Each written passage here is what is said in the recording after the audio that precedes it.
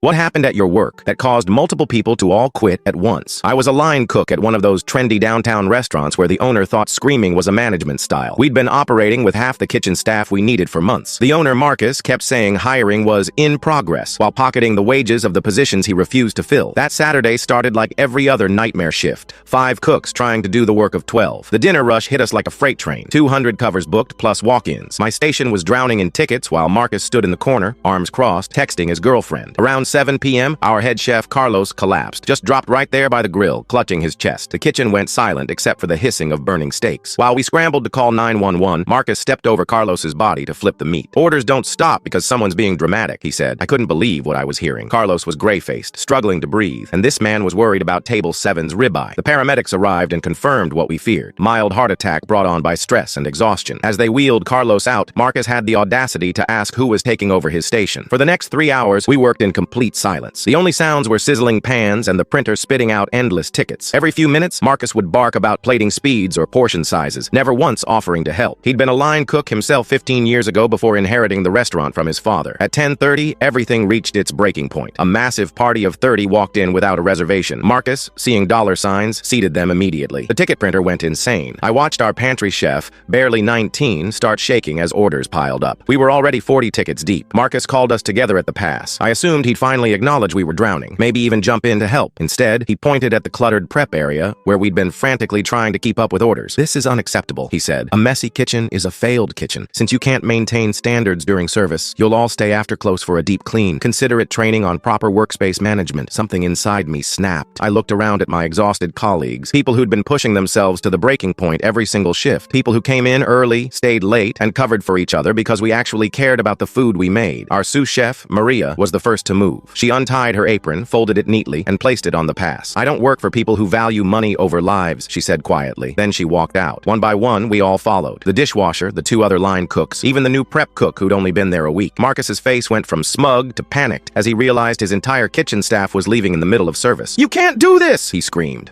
"I'll sue you for abandonment! You'll never work in this city again!" Maria turned back at the door. "We're not abandoning anything. You abandoned us months ago." The aftermath was swift and brutal. Marcus tried to cook and serve 50 tables by himself. The evening ended with the fire department being called after he left burners on while trying to handle the dining room. By Monday, the health department had shut them down for violations. Within 72 hours, Carlos's son posted the whole story on social media. It went viral. Restaurant owner steps over dying chef to flip steaks. Marcus's reputation was destroyed overnight.